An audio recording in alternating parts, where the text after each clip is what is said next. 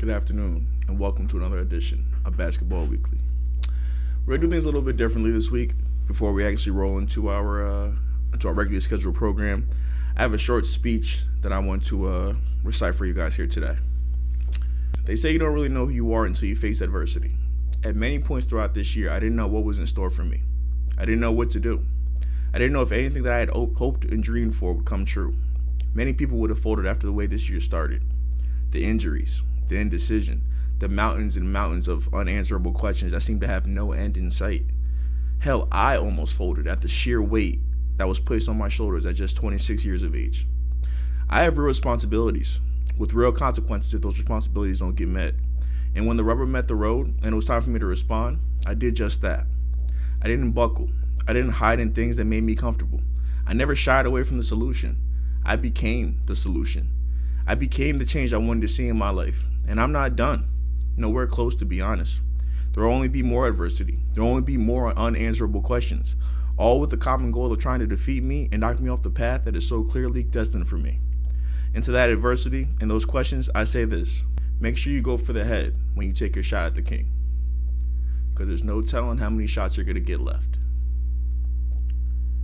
I want to take the time to give praise to those that helped me get to this point, because I couldn't do it without the dedication and undying support of my fantasy basketball team. Giannis Antetokounmpo, Devin Booker, Victor Wembanyama, Jalen J-Dub Williams, and our clear MVP and leader of our team, D'Angelo Russell. D'Lo faced probably more controversy than anybody else in this league, battling not only the ignorance of both his head coach and fan base. He had to show heart, grit, tenaciousness like never before, and it led us to where we are today. And let this be a message to Adrian and anybody else in our fantasy league that feels like they are a danger to us this season. You clearly don't know who you're dealing with, so let me clue you in. I am not in danger, you fools. I am the danger. Adrian had the nerve to say that my team wasn't drafted correctly, said that we were put together too haphazardly, that I wasted the first overall pick, and that Eli was a drafting beast. And you think that put fear into my heart? No. We are the ones who knock. We are the ones who will be there at the end of the day when things need to get done, and we will get them done. Thank you, and God bless you all. Don't worry about what that was. That was just me showboating to this bitch ass nigga Adrian, because he cannot fuck with me in fantasy, bro. Well, I know you're gonna watch this video, bro, and I know you're gonna watch that intro and be like, bro, what the fuck? That shit was wild stupid, bro. But I want you to know I did that specifically for you, my nigga. That was a from me to you, my nigga. From me to you. So give me my bread. Pleasure doing business with you. Nice busting that ass, dog. And welcome back to another edition of Basketball Weekly. We are back in this motherfucker, man. Hope everybody's having a great day, a wonderful evening, an amazing night. Hope that whenever time of day you are catching this video, you are lit, you are fucking fantastic, you are ready to take on the world, because that's what I'm ready to do. So without further ado, we'll go ahead and roll into episode number 3 of Basketball Weekly. First things first, we're starting with my favorite topic of the past couple weeks. We're going to start off with women's college basketball. So we had this past weekend, we had championship weekend. We had, conference tournament championship weekend. So, very exciting stuff going on. We got to see the big matchup between LSU and South Carolina. Caitlin Clark had a chance to go for another Big Ten championship. I believe it would have been her third in a row. And Juju, the young freshman, had an opportunity to bring home her first Pac-12 championship to a USC team that is not fantastic, but I ain't gonna lie, but with the way how she's hooping, they are definitely in position to actually reach some great heights. So let's start at the very, very top. Actually, before we even start with the SEC championship, I actually want to talk about the Tennessee versus South Carolina game that was the day before the championship. So if you don't know, that game was very close, came down to the wire. South Carolina is the number 1 overall seed in the SEC tournament. They ran up against Tennessee, and Tennessee played them incredibly tough. Like, I think that for a team that South Carolina has been really running through girls the entire season, and to see Tennessee put up a fight like that and really actually have an actual chance, where they probably should have made the conference championship, for them to put that fight into them, that's super impressive on their part. But I definitely want to just talk about and focus on the end of this game, because boy, oh boy, was it just a wild way to lose a basketball game. So I'm not sure if I talked about it on this podcast or not, but I do remember I have been saying over the course of the last couple of weeks that we have reached the time of the year where we are going to see the most nonsensical of nonsense game winners possible. I'm going to say there were a couple of weeks ago, just before March started, we had the half-court shot from Max Strus where that ended up winning the game against the Mavericks. We had another half-court shot, I believe, in college a little bit afterward. I believe that I received a video, and I'm going to see if I can find it. I'll put it in the video. But it was a team that was trying to inbound the ball for the win. They threw the ball full court.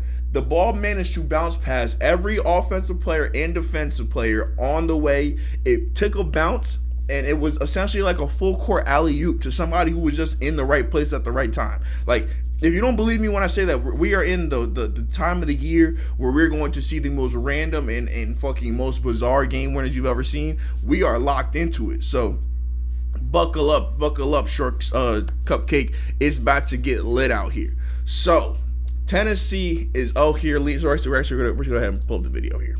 So starting out, we have 73 to 71, 3.7 seconds left. Right, South Carolina has no timeouts. So at the very least, even if this girl cannot put the game away with 2 free throws, she has an opportunity to at least miss a second free throw and time just runs off the clock, right? They only need 3.7 seconds. Now, I understand they're probably just as worried as I am when it comes to the whole half-court buzzer beater shit, but they are objectively in prime position to win this game. There's no reason why they should lose this game. So let's go ahead and let's roll the footage. All right, so we have 2 free throws here, all right, just to ice the game. So she puts out the first one, or the second when she misses it. All right, so cool. So like I said before, she misses the second free throw. At the very least, this girl right here, she should be getting a shot at around, the 1 second mark, and it should be from at least 3/4 court, if not a little bit past half court. Like, she should not be getting a good look at this shot. So she dribbles up, and for some reason, homegirl right here fouls her. So, like, now I'm just kind of like confused. Here's a Tennessee coach right here, and she doesn't really like respond. Like, she's like mad at the decision. Like, I'm gonna see. Did she tell them to foul? All right, so she's talking to somebody right here. She tells that girl. I'm pretty sure she tells her don't foul. If I had to be honest with you, hold up. Let me look. So here she is. It looks like she's saying when they get the rebound, don't foul. That's what it looks like she's saying. So they come through, miss the free throw, right? And she fouls them with 1.1 seconds left.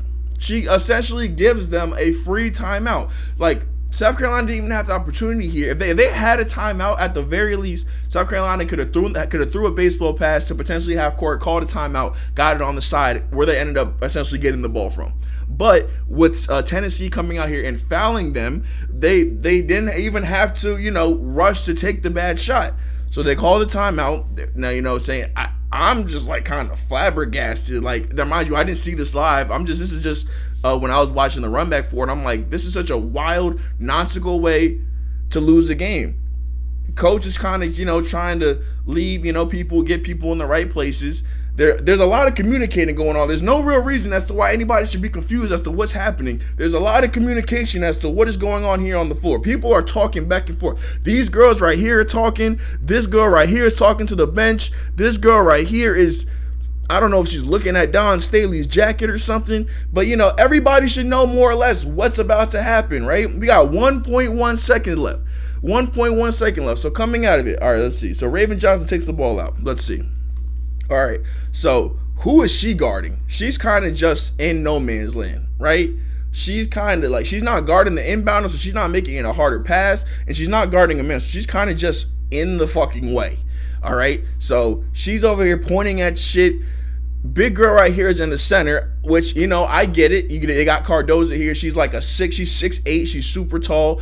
If they wanted to, they probably could try a lob pass, but that wouldn't be a smart pass because they already have 2 people down here in the paint, and they have 2 people here that can crash from either corner. So I think that they're safe in that regard. So Raven Johnson gets the ball. So they're really the only real issue right now with them defensively is the fact that this girl right here is doing absolutely nothing to benefit the play. She is literally just a spectator in this moment. All right, so let's go ahead and run the clock. So they throw the ball. Nobody goes to her. Okay, let's just talk about time score situation, right? Time score situation. So we can only be beat by a 3-point shot. We can only lose by a 3-point shot. This is the most important game of our season to this point. It's the SEC tournament. You know what I'm saying? We're a 5 seed. Instead of us having to potentially have to go in there and fight for, you know what I'm saying, a seeding in the tournament, we can go ahead. We can punch our ticket here. If we knock out South Carolina, we can knock out LSU, and we punch our automatic bid, right? Only a 3 can beat us. Why are we not guarding the 3-point line? I understand that she's not a 3-point shooter. I believe that this was her first 3-point make of her career. But why are we not guarding this girl right here? We can only lose by a 3, right? A 2 only can tie us. This car right here is covered, so that's great. Cover that. That would have been a bad pass. She can't even get to that pass. This is the only person who potentially could have caught the ball. She's not an option here. So the fact that this girl is sitting here doing nothing makes it even more baffling, because if we rewind it a little bit, if she just stays right where she is right here, this play doesn't happen. It doesn't happen. If she doesn't go into no man's land and she just kind of plays the top of the key right here, there's no reason to believe that Raven Johnson will be able to get a good enough pass over to Cardozo where she's able to catch, turn, and shoot it. There just wasn't enough time for all that stuff to happen. So her being literally in no man's land essentially cost the team, because she's not guarding anybody. She's standing in this little in-between state of defense, and she gives out the girl a wide open pass. And you, Mr. 3-point shooter, Mr. 3-point shooter, the girl in the paint, why are you in the paint with your hands up like this? You're not contesting anything. You're not a threat at all doing this. Like, what the fuck? Like, She gets the ball and she doesn't even fucking run out to the 3-point line. She puts her arms up like this and she just stands there as if she's fucking Victor Wembanyama. She pulled a Luke Cornett. All she didn't do, she didn't jump. She put her arms up. She's like, boom, get this shot up over me. And like I said, I understand this is not the shot that probably Tennessee thinks that South Carolina is going for, but it's the only shot that can beat you. You will take overtime. You have played them very, very close up to this point. Giving them a wide open opportunity for the win in March, no less, is fucking killing you. It will kill you every single time. It's March, my nigga. It's crazy game winner season. I won't be surprised if a nigga throws the ball over his head this year and the ball goes in, because that's just how crazy March Madness is. It doesn't have any rhyme. It doesn't have any reason. It's where you have people who are hitting their first career their first career 3-point attempt. They are hitting that as a game winner. That is what March Madness is. And for the coach to come out here and to call this bullshit, and then even worse, for the players to react like, oh my God, what do you mean she hit a wide open jump shot? We didn't account for this. That's nonsense, bro.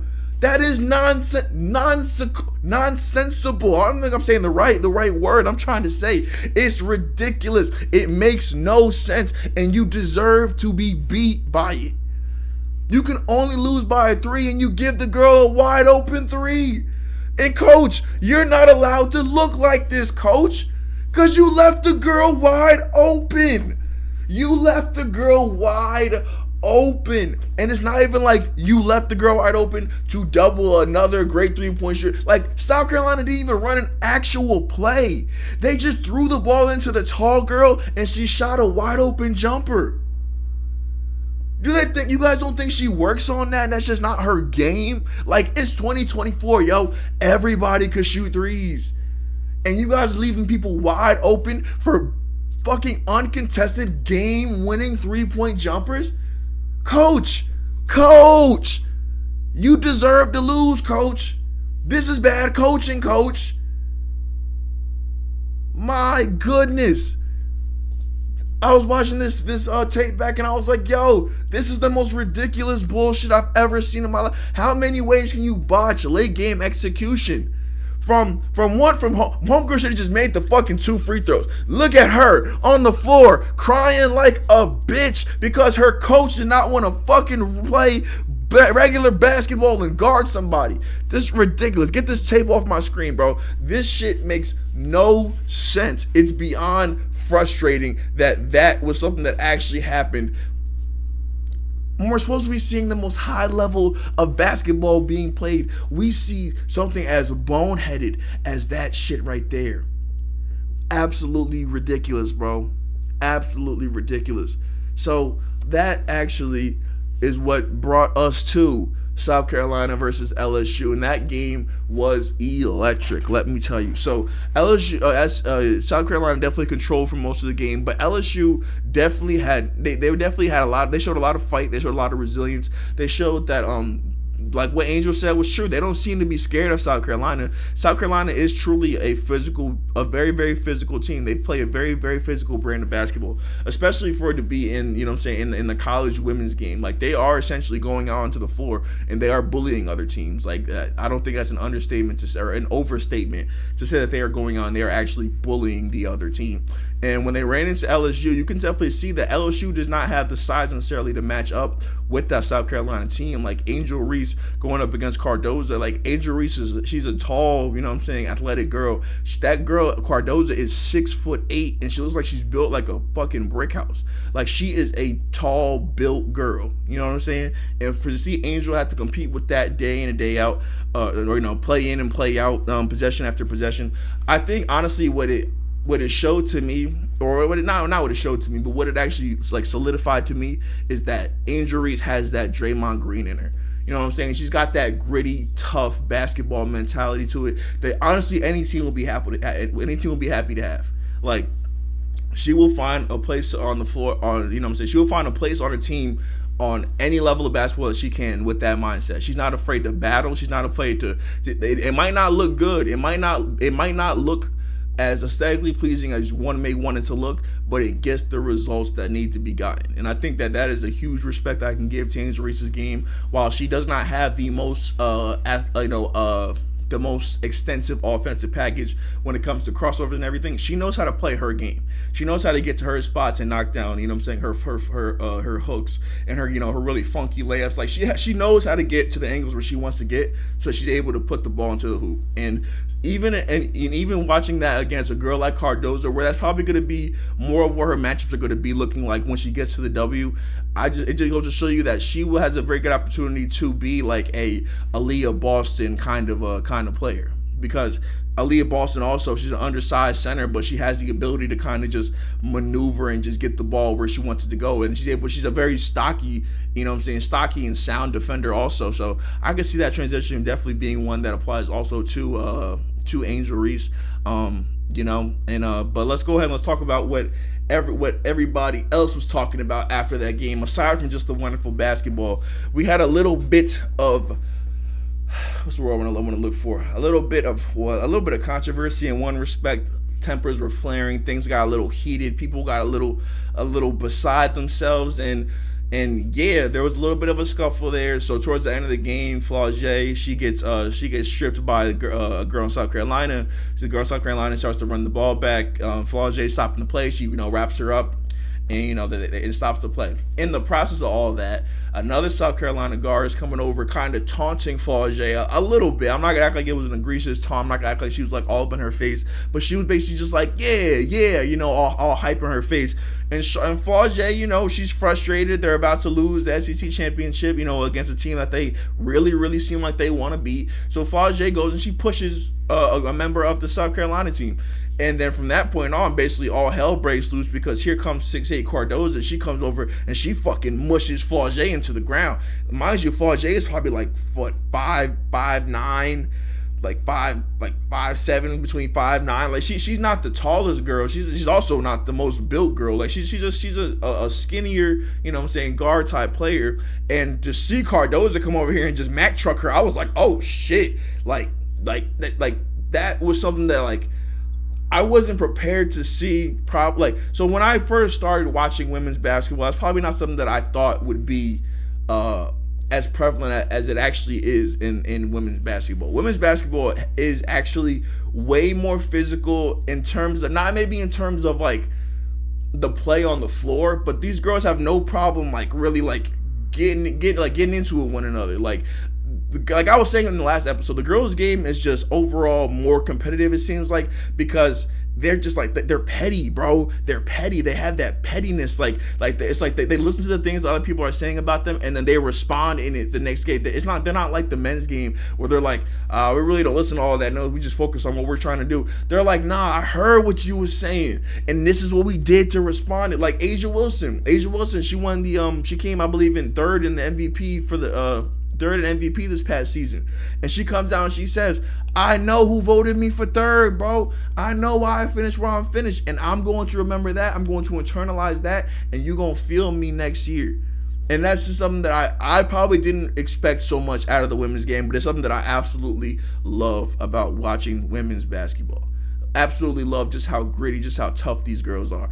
And so based on Flau'jae, she gets knocked down to the ground. Her brother comes over the goddamn scorer's table and he gets like, you know what I'm saying? He gets all up in Cardozo's face. And I'm just like, bro, nah, bro, leave this alone.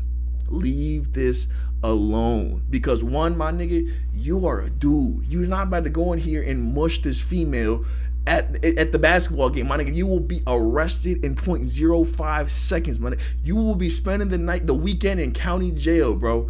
Like, Flau'jae would have had to come and visit you and try to bail you out with some NIL money, bro. Like, you would have did nothing but make that shit way worse than it ended up being. And thank God the police were able to get onto the court and get that man onto the court. And I'm not saying that he was acting out of pocket. I'm not saying that he was going to potentially do something like that. I'm just saying, in that moment, let the girls work it out.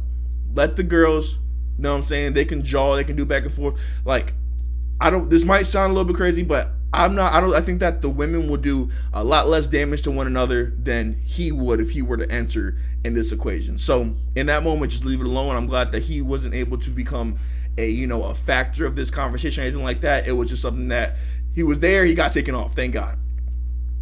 But the controversy that came up from this is that people were saying that Angel Reese kind of didn't really react the way that you would expect from somebody who just saw their teammate get pushed down to the ground. She goes on Twitter and says that, you know what I'm saying, once you hit a certain level of status, you got to just be above certain stuff, and that she had rolled her ankle, and that's why she wasn't really able to, you know what I'm saying, to back up Flau'jae in that moment. It was just crazy. It was overall just a wild situation. And all it did for me was get me excited for the tournament, bro. Get me excited for the tournament, because I know that once we get into that Elite 8, into that Sweet 16 portion, and we're getting these matchups against the top teams, oh man, it's only going to get more and more exciting. Like, I know South Carolina wants to get their revenge on Iowa after what Caitlin Clark did to them last year. I know that Iowa wants to get back on LSU after the way that LSU beat them and, did the whole you can't see me shit and all that. Like, there's just so many storylines that are coming out of women's basketball. It just makes the shit so exciting as somebody who is just really getting into it. So, like I said, SEC championship was crazy. All right, Caitlin Clark. Let's talk about her. Caitlin Clark. The Iowa Hawkeyes, I ain't gonna lie to you. Nebraska, I'm pretty sure it was Nebraska, they was putting it on them. Nebraska was putting it on them in the first half. They was not looking good. I think Caitlin only had I believe 2 or 6 points in the first half. And man, oh man, did she ever put on a show and add to her legend in that second half. I believe she comes back. She has over 30 points in the second half as she's able to lead that fourth quarter comeback where I believe the Hawkeyes were down by as many as 7 to 8 points in that fourth quarter. Caitlin Clark is able to, and with the help of her teammates, do not get me wrong, I do not know her teammates' name. Going into the tournament, I would definitely do my best to learn the teammates and the rosters of these teams a lot better, because not knowing the roster kind of just feels weird. But give credit to her teammates, because in the first half they definitely did a fantastic job of keeping the team afloat. And when Caitlin needed them down the stretch, they were able to get big buckets out of their team. You know what I'm saying? I believe she got a big 3-point shot from one of her teammates. You know how she loves to do that rim running full court pass. I know she was able to get a couple of easy dimes out of that, just to always keep that pressure on the Nebraska defense. And honestly, I need to give more credit to the Iowa team than I have been giving it, because they are they, like I said, they're not the most talented team in all of women's basketball, but when it comes to how they support Caitlin and how they're able to be support pieces for Caitlin, that's how they were able to get to the championship game last year, because you have your head of the snake, you have your engine who's keeping everything going, but then you also need the auxiliary pieces to kind of come in there and be helpful. And that's what I think those girls do at a very good level. Like last year, I'm not sure if the girls still there, but they had a center on Iowa last year, which I think was that girl would get paid strictly because of how she can play with Caitlin Clark in the W. Like if I was the Fever, I would look her up if she's not in the W already, and I would be like, hey, we need you to come be our center, because we'll lead it to the 4, because the way how that girl was able to always be in position and be able to set screens that were able to get Caitlin open, it was amazing. It was prime basketball, things that you always want to see, things that you really appreciate out of your big man, you know. So Caitlin Clark now wins her 3rd Big Ten championship as they are making their way into the tournament. And listen, everybody knows the sky's the limit for them. I think that going into this year, the one thing that Caitlin probably definitely wants to go out on a high note on is that she wants to leave Iowa with a national championship under her belt. I think that when she gets that, all the back and forth and all the questions that people may have about her college career, about where she ranks among the greatest college players of all time, I feel like those will be all but answered, because at that point she's got the record, she's got the dominance just on the court, year in and year out. From year 1 to year 4, she was dominant the entire way, and then she's got that hardware that people have just really just kind of been saying that they need to see from her, which I really don't understand, because we don't measure college players by championships. Like, we've never been like, oh yeah, I knew this guy would be a great NBA player because he won the national title, because I think that shit really only applied to what were actual NBA greats that won a national championship. Kareem, Michael Jordan, Magic, I think Larry got one. Melo got one, but like the all-time greats, you got LeBron. He didn't even go to college. Kobe didn't even go to college. Shaq didn't win any national title. Tim Duncan didn't win any national championships. So we don't really measure how great you'll be in the pros by how many championships you win in college. But for some reason, so many people are applying that to Caitlin, and I frankly don't understand it, because we've never in a million years ever went by the standard that college players have to win championships in order for them to be great. So I don't know. It doesn't really make sense to me. But, she definitely will be applying pressure. She definitely will be putting that Iowa Hawkeyes team in a position to where they hopefully are able to bring home a championship.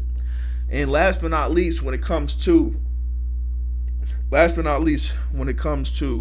our conference tournament championships, we're going to talk about the Pac-12 title, in which we saw the USC Trojans defeat the Stanford, I don't know what the hell the Stanford logo, what their team name is even called. I know the Stanford Trees. I know that they have the logo is a big tree, I'm pretty sure. The Stanford Trees.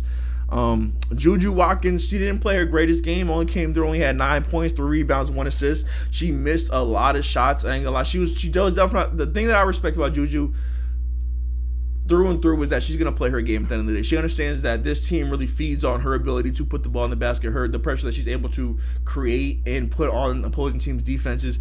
So even in a game where she's only scoring 9 points, the fact that she's still being aggressive, she's still trying to get to the hoop, she's still trying to knock down her mid-range shots, she'll always be a threat, and she'll always be a factor for opposing defenses. So I feel like that, her still being aggressive is what really allowed Mackenzie Forbes to come in and give them that 26 points, those 5 rebounds, those 2 assists. Mackenzie Forbes shot the motherfucking skin off the ball the other day. And like I said, the same thing applies here for Juju that it did for Caitlin. Juju is not playing for a team that, over the course of the year has shown that they are incredibly talented, but they have shown, especially as of recently, that they are very good at playing around what Juju does. Now, while they didn't have the great offensive production they would have had from Juju, there was a game this year where Juju scored 50 something points, and her team only scored like 60 something as a total. So for Juju to have her teammates really be able to step up, you know what I'm saying, really at the right time, really right before we're getting into tournament season. It's super exciting. Like, you got to think, like, I'm not saying they're going to be in a position where they're able to, you know, actually win the tournament, the entire tournament. But you got to think, for a team that's probably trying to do their hardest to sell Juju on the idea of coming back and not entering the transfer portal, them being able to, you know, show that, hey, we can bring in talent, we can still be, you know what I'm saying, a competitive program, at least good enough to win the Pac-12, then maybe that gives them, you know what I'm saying, that gives Juju the peace of mind and be like, you know what, I'll stay here for my 4 years, I'll ride it out here, because, you know, at the end of the day, what I think Juju will appreciate more than anything, even if she's not able to capture national championships, that she will get that national spotlight that does come from playing at USC. You know, she's a Sierra Canyon kid, so she is a California, you know what I'm saying, she's been in California for the last couple of years now. I don't think there's any real reason why she would want to leave. But she definitely doesn't want to play around a bunch of bums that they're not going to have a chance to actually win. So Mackenzie Ford's performances like that would definitely go in the right direction in terms of having hoping that Juju sticks around for her entire 4 years. And, you know, that all honestly ties together to just say, I'm so excited. I'm so ready for the tournament. I can't wait for it. I can't wait. I know that we're probably like a week and some change away from it getting underway. And just know, like, that's where you'll honestly see me probably tune in. So we probably won't hear too much about, you know what I'm saying, the NBA, about the NBA once the tournament does start, because I do actually want to actually lock in and really, like, focus in on that. All right, so let's go ahead and we'll roll over into our NBA discussion of the week. And if you have been on Twitter, I'm sure that you have seen the abomination that's been going on in terms of just what the GOAT debate has actually done to people. If you don't know, we have this new trend on Twitter and TikTok called the "We Done with the 90s" trend. So basically, that is the younger generations get back at the older generation by saying that, hey, we're gonna go back, we're gonna watch footage of the 90s, and we're going to break it down, and we're going to, you know, judge it essentially the same way how older players have been doing it over the last, you know what I'm saying, the last couple of years, over the course of time. You know what I'm saying? Like, I let me not act like I don't understand why the younger generation is doing this, right? Because over the course of years, you know what I'm saying, we've had to hear from players from the 90s, players from the 80s, just about, how the game is so watered down now, how it's so soft, how, you know, players in today's game wouldn't be able to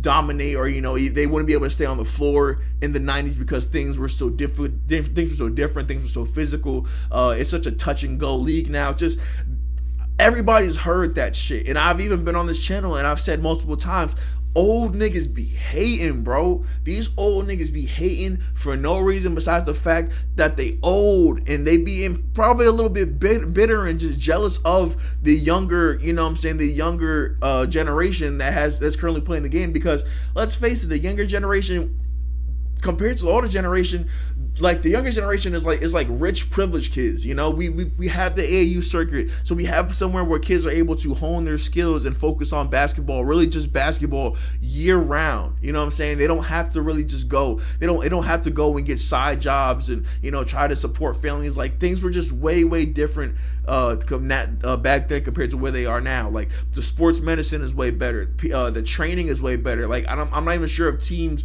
even were actually, like, quote unquote training, like, for basketball. You know what I'm saying? Like, I feel like they were definitely, like, lifting weights. They were definitely trying to get in physical shape. But when it comes to honing basketball skills, I don't think the NBA was clearly in any position than they are. They were clearly in a way worse position than where they are right now.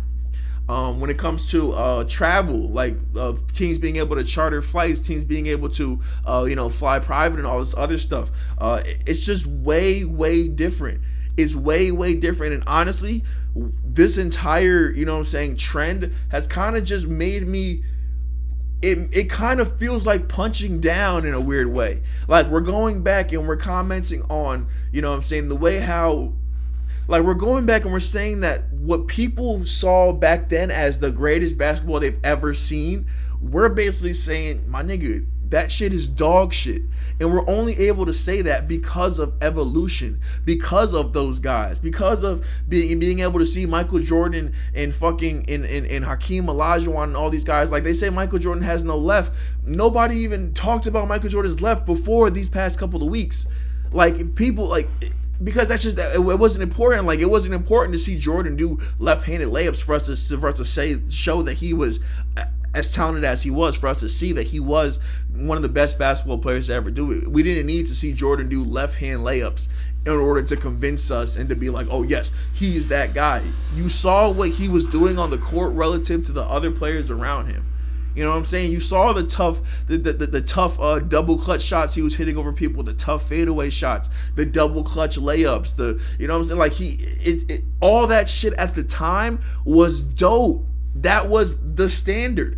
And thank God, due to evolution, we are way better than that now. Like, there's no question that today's players are way better than players of the past. But for today's players, for us to be like, oh man, I would be in the 90s and I would be wrecking shit. It's like, no, the fuck you wouldn't. Because if you were born in the 90s, you will be under the same limitations as those players were. Those players did not, at the time, they weren't thinking about shooting 35-foot three-pointers, because that just wasn't what the main focus of the league was. They were in a time in the league where the game was super slow paced. We were throwing the ball onto the block, and the entire the entire defense was basically converging onto the paint. The floor was just so much more limited, and like, you can go, if you go back and you watch any 90s footage, even if you watch footage going into the early 2000s, the floor is just so condensed. You would think they were playing on a different size court today than they were back in the day, just because of how much space is on the court now, how people are able to, you know what I'm saying, move so freely. And what's odd enough is that you can argue that in the 90s it was easier to honestly get into the paint and score into the paint, because they had illegal defenses where teams either had to make the decision to fully commit to a double team, or you had to get out the lane. You know what I'm saying? You weren't allowed to kind of be in that mid space. So low key, if you were good enough, you were a fast enough player like Jordan, you could make one step at the 3-point line, get around your defender as the guy has to rotate out, and then you're getting easy dunks.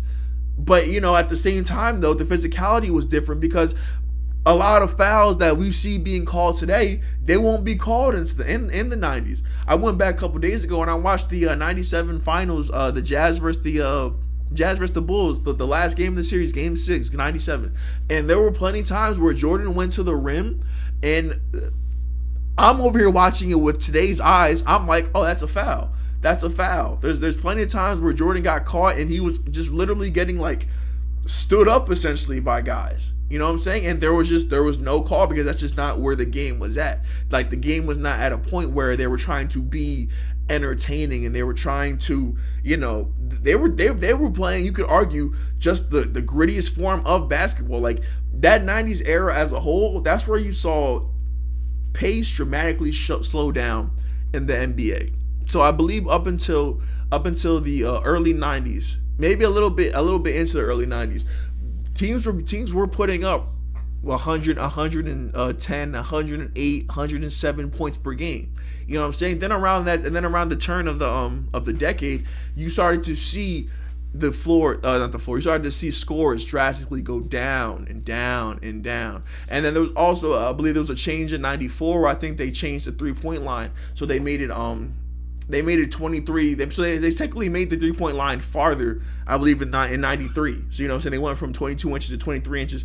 And if you go back and you look at the 3-point percentages, you see them going back that inch really fucked up with a lot of guys' shots. Oddly enough, if you go back and you watch the footage, you can see they had to really push the ball to get the ball to the 3-point line, to the basket from the 3-point line. It's kind of crazy, you know what I'm saying? It's kind of crazy, but it really just goes to show you just where evolution is at the time. And I think for me, personally, this whole we done with the 90s shit, I ain't gonna lie, I think that it ended the GOAT debate for me.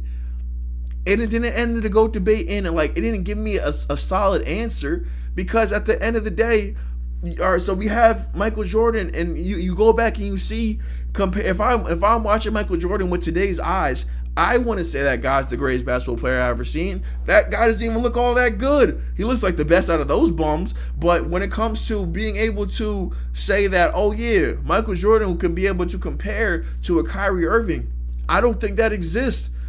I don't think that exists. I think that Kyrie Irving has you know what I'm saying, the superior jump shot, superior ball handling, all that superior footwork. All of his stuff is going to be better just because of general evolution. But at the same time, I can't look at a player like LeBron James with his career, with his finals record, all this other stuff, and I can't say that he's the GOAT. So honestly, I don't care anymore. I don't care who the GOAT is. I don't care who people consider to be the best basketball player of all time, because you can honestly go and you can nitpick and you can find reasons to discredit everybody, and that makes all of it not fun anymore. It makes it not fun anymore. Going back and seeing how these kids recently have been going back and tearing down basically the fucking people that got basketball to where it is today.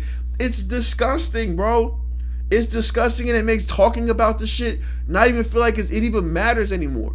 Because I was watching a video the other day and somebody made a very good point. You've never once heard somebody make a GOAT debate argument good enough to make you change your mind.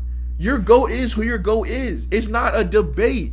It's not a debate. People have who they have, and that's it. Because in a debate, you can go back and forth, and you can potentially sway somebody to kind of think how you're thinking. In the NBA GOAT discussion, that's not a debate. It's an argument. It's two people going back and forth saying, my guy's better because of this. No, my guy's better because of that. And nobody's ever going to be like, you know what, man? You made a great point. I'm actually now Team LeBron. I was Jordan, now I'm Team LeBron. Or I was LeBron, now I'm Team Jordan. It's not going to happen, so it's not a debate. There's no debate to be had. So, let's go ahead, and we'll just take a look at this trend. I know I did all that rambling before even showing you guys an actual video about the trend, but let's go ahead and we'll get into it, right? So this is actually the first video I saw right here. This We Done With The 90s trend video, right? So let's go ahead and we'll get into it. Bruh, have y'all seen the We Done With The 90s trend, bruh? I'm not gonna lie. I originally thought he was just nitpicking all those clips because it looked too bad. But I went on YouTube and started looking up old games, and there's a lot of games on there. I also find it crazy how, like, just randomly, like, this past 2-week span, people have realized that there are 90s games on YouTube. They've been there for years, but nobody ever bothered to watch them. Put up the 1996 NBA Finals Game 1, 72-10 Bulls, supposedly best team of all time. Dude, everything I'm about to show you is from the first quarter of that game. Look at this shit, bro. Right off rip, we have the GOAT Michael Jordan hitting the side of the backboard. All right, I don't like that as a nitpick, bro, because LeBron just hit the side of the backboard last year in the game Game 4 against the Nuggets, and you know, we're not saying that LeBron's ass because he hit the side of the backboard. So with 17 seconds on the shot clock, we literally clown Russell Westbrook for that. And look at this shit. You always clown somebody for that. Look at this shit. Kept fires from deep. Nigga, he's inside the 3-point line. And this is the shit that kind of bothers me, my nigga. That was a deep shot back then, bro. That was a shot that was considered rare for a big man to hit. It wasn't, you wouldn't just see everybody just bombing away shots. Not everybody was able to hit a fucking 18-foot jump shot. As if you were a center back in the 90s, not even in the 90s, bro. I grew up playing basketball in the early 2000s, not even the late 2000s to the 2010s. Before the Steph Curry whole changed basketball shit, if you were a big person, bro, you were in the fucking paint. You were in the paint. You were doing fucking hook shots. They were teaching you drop steps. They were teaching you pivots and half pivots. They were teaching you all that shit for you to have good footwork on the block. It was never about, can you shoot a 15-foot jump shot? They didn't even really teach you how to beat Tim Duncan. They taught you only how to do drop steps and post hooks and all this other shit. Up and unders and everything. So this was considered a crazy shot back in the day. Nigga, that's a normal shot. It's still a shot that most people can't fucking hit in the NBA. And look at this shit. Like most regular people, if they are given an opportunity to hit that shot in the NBA, they are fucking missing that shit. They don't even put a hand up. He airballs, uncontested 3. These niggas had no bags, bro. Look at Ron Harper, nigga. Look at Ron Harper. He airballs a hook shot. That's What bag like you want not him to even have 10. there? What bag do you want him to have there in that moment? Niggas, he said niggas have no bag. Three. And this nigga These passed the niggas ball to had Jordan no in the bags, post. bro. Look and at, then caught look the ball at Ron back. Harper, nigga. What was he supposed to do here? Look at Catch the ball Ron here. Harper. All right, what's bag work right there, bro? What bag work are we doing right there to get to the basket, bro? There's 1, 2, 3 niggas in the paint, and there's a nigga coming down from the top of the key to help. You tell me, bro. What bag work are we doing there? He airballs a hook shot. That's He like did fucking not airball even the fucking 10 jump feet. shot, but he was like it was a bad shot. Longley Honestly. charging through the lane. LeBron's not doing that 50 times, and I don't want to hear shit about Gary Payton, nigga. Look at this pass from Gary Payton, nigga. Look at that pass from Gary Payton, and all this supposed great defense. Look at this shit, bro. Look at this shit. The nigga doesn't even put a hand up. That's an all NBA player. Find that shit Look at this shit, bro. Big man had no bags. Look at Luke Longley, nigga. Look at Gary Payton. He won Depoy this year. He doesn't put a hand up. That's Michael Jordan. Look at how they're playing defense, bro. No contest on a transition three. Because brother, that should tell you everything you need to know. In today's game, how often do you really get to see unimpeded? I'm sorry. How often do you see unimpeded transition threes? Not that often, because that's the game today, bro. The game is a 3-point game, bro. The game is played behind the perimeter now, bro. For you to sit up here and be talking shit, oh look, they're not even guarding transition three. That they didn't shoot transition threes at that time, bro. They was not walking down and shooting threes when they had a fucking 3-on-2. They was going to the paint. So like I think that what bothers me is that we're not even nitpicking. We're not so much nitpicking the 90s. We're just nitpicking basketball. We're nitpicking basketball as a whole, because a lot of the shit that we're gonna see in these clips are shit that have been in basketball for years. Things that are not going anywhere, like things that are going to continue to happen long after LeBron stops playing, long after Michael Jordan's in the dirt, long after LeBron's in the dirt, long after everything we know is destroyed and done. This stuff will still be happening. You'll still be getting people airballing shots. You'll still be getting people hitting the side of the backboard. You'll still be getting people fucking dribbling the ball off their foot. It doesn't stop. At no point in basketball and evolution does that shit stop. That's just the game, bro. And that's why I feel like most of NBA Twitter has never played the actual sport. Because if you do, you don't nitpick shit like this. You don't nitpick shit like, oh, he's uncontested and he airballed a shot. My nigga, I could give you fucking enough shots in the corner. You will airball one of them bitches, bro. It happens. It's a part of the game. It's all a part of the game. So I get that the younger generation is just trying to say, hey, we're getting back at the fucking old heads for always talking shit, making it seem like what we do is wrong. When no, bro. All you doing is making basketball not enjoyable. The shit's not fun anymore. The shit's not fun to talk about. And if you're watching it with certain people, it's just not even fucking fun to watch. It's only really good to watch basketball when you're in your own bubble, watching it how you like to watch it. Like I like to watch it just to see, just for the aspect of people running up and down the court, trying new shit out. Like seeing the different schemes, seeing how people are able to play defense in this league that is so geared towards the offensive player. What possible ways are there to stop a player on defense? You know what I'm saying? Like all that stuff is interesting to me, but other people do not watch the game like that, and the shit is very, very jarring. It's very, very bothersome. It makes the entire sport just I don't know, because it's only a basketball thing. In no other sport do you see people talking shit on other legends like this. You don't see people saying, oh, fucking Dan Marino could never play quarterback in today's game. Terry Bradshaw could never play quarterback in today's game. Oh, Roger Clemens couldn't pitch in today's league. Aaron Judge is killing Roger Clemens. Randy Johnson would have been a grocery store worker if he was born in this era. Nobody does that but basketball. And it's like, I don't get why. Like, I don't understand why. I just don't understand why. You know what I'm saying? It doesn't even seem like it's not about basketball anymore. It's just about pushing the agendas. It's just about trying to prop your guys into a light. We've all all of us have turned into the sports media that we hated so much. The sports media that people were saying that, oh, we got to stop watching the Sports Center and stop watching First Take and all these debate shows because it's killing the product. That's what we are now. We are just that. Everything is a debate. Everything is about just how can I push my narrative better than the next person, and that's disheartening.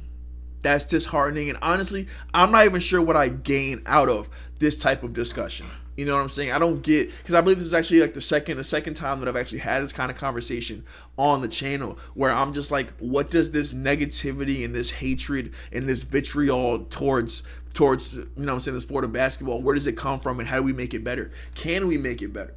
Like, you know what I'm saying? Like this is still going to be sports media for as long as like long after when I stop watching the game. Like, there's still going to be First Takes, there's still going to be Undisputeds, and there's still going to be these debate shows where people are making terrible takes just strictly for the clicks. And what do you do to stop it? What do you do to stop it? Because at this point, you can't even just not watch it. Not watching it isn't even just an option anymore, because this is who people are in their soul.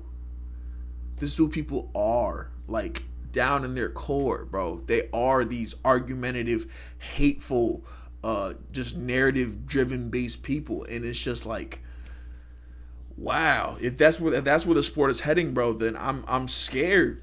Because I'm scared of like how much worse can it be? Like, who's to say that in 20 years when Victor Wembanyama is fucking making his GOAT case, and people are saying, yo, what do you mean LeBron James is the GOAT? LeBron James played in the dead ball era, where they played bullshit basketball. Go back and watch that footage, and you'll see they weren't even playing real basketball. Look at the space on the court. They were literally just giving the ball to LeBron and telling him to go cook and do everything. No wonder he's the all-time leading scorer. No wonder he has 10K assists, because he had the ball. It was all about him. It was all about him. The dead ball era. There was no specialty players. There was no, oh hey, we have these guys that do other things. No, it was get LeBron the ball and everybody else get the fuck out the way. Wemby didn't have to play like that. Wemby grew up in the era where he had teammates, and he had teammates that were great and able to help him. And I was like, there's no end to it. There's no end to it. This is just what basketball discourse is supposed to be now. And like, I'm going to say it again, bro. That is disheartening. That is disheartening. And I think that if you are one of those people who do go on Twitter and you are just a fucking narrative machine and you're just all about, you know what I'm saying, proving your point and nothing else, let me know, bro, in the comments. Is that what makes you happy? Like, is that what makes your heart happy? Like, you know what? I can lay down, I can go to sleep happy at night knowing that, you know what I'm saying, my Anthony Edwards agenda is being pushed, and now 0.25% of Twitter now agrees with me that Ant is better than Shea. Like, is that really what it's all about? Because I'm trying to think back to when I was a kid and it was never like that. You know what I'm saying? Like, maybe that just goes with the advent of social media. You know, everybody wants to feel like what they have to say has some validity to it. And it just, like I said, bro, it's disheartening. Essentially, for me, the GOAT debate has ended. The GOAT debate has ended because I don't have a desire to continue the conversation anymore. So, the real GOAT, in my eyes, the one and only, has to be Bill Russell, man. Bill Russell, 12-time All-Star, 11-time champion. He won 8 of them bitches in a row from 59 and 66. People are going to say, oh, Joe, there was only 8 teams in the league, so there were only 2 rounds you had to win in order to get to the finals. Bro, that makes it even more impressive. There was only 7 other teams that could potentially beat you. That means that it was the best of the best. You know what I'm saying? There were no teams like the Charlotte Hornets back then. You know what I'm saying? There was no San Antonio Spurs teams where, you know what I'm saying, teams that are winning like single-digit games a year. Nah, there was none of that, bro. There was none of that. There was only 8 teams you had to face the best competition. This man won 8 championships in a row from 59 to 66. Something that people say Michael Jordan could have did, but Michael Jordan couldn't do because Michael Jordan was a gambling bastard. But who did do it? Bill fucking Russell. 4-time rebounding champion. He was a 4-time rebounding champion in a league that also employed Wilt fucking Chamberlain. The nigga averaged 22 rebounds a game for his career. Almost 23 rebounds a game for his career. And then he was still giving you 15 points, and that wasn't even his main shit. He just wanted to lock niggas up. He just wanted to lock niggas up. That's all he wanted to do. He was a defensive center. That's all he wanted to do, but he still gave you 15 points a game on 44% shooting. If you inflate that to today's game, bro, that's like 69% shooting from the field. Come on, bro. He had 16 triple doubles in an era where, like I said, bro, he was just a center. I don't even understand how he was getting triple doubles because they wasn't running no high-low offense through him, and I don't know if they was throwing the ball to him in the post. So how was he over here getting you these 10 assists 16 times? I don't know, bro. You know what? It could also be blocks. I'm gonna have to look that up. I'm actually gonna look that up right now, real quick. We're gonna look up Bill Russell. That says total. Russell triple doubles.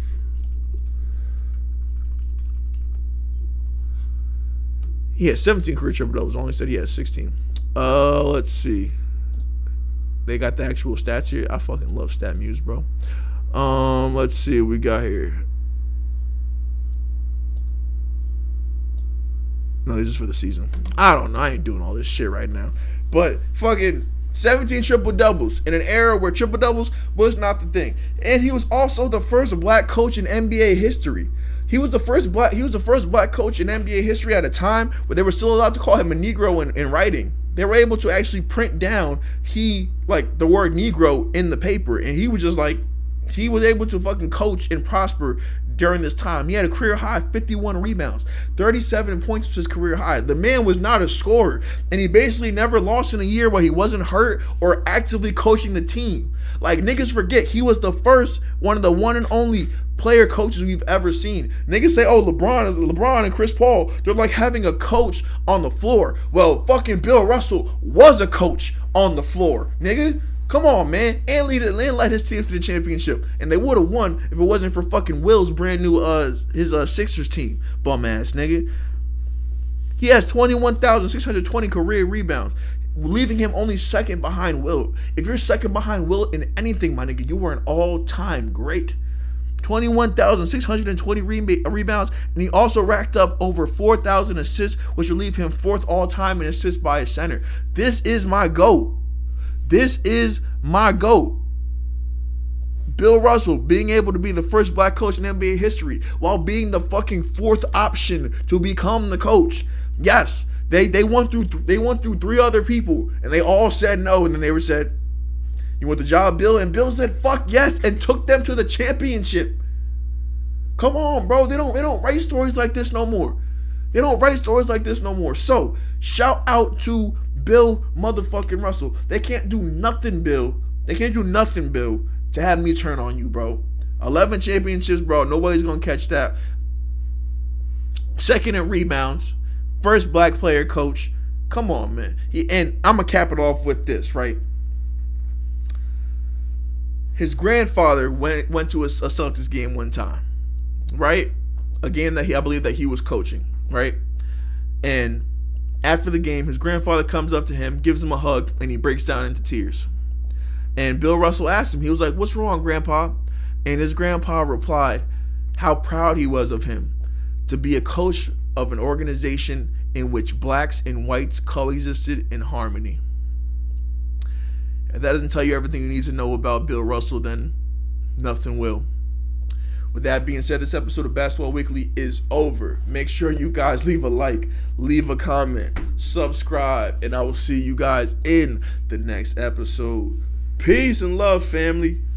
Deuces.